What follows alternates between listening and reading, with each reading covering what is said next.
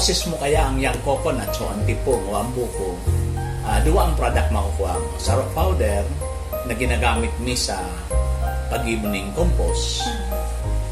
Ang sarok, si fiber na ginagamit na para dyan sa mga parol, mga Christmas tree. At ang isip na para mabawasan ng basura.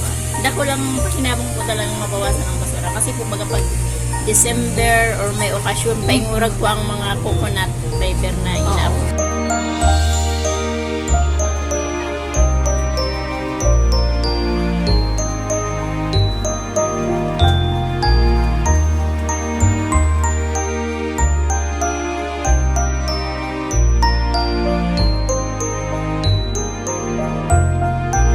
Si gusto po mag-avail, mag-idi po sa office, naka-display kita.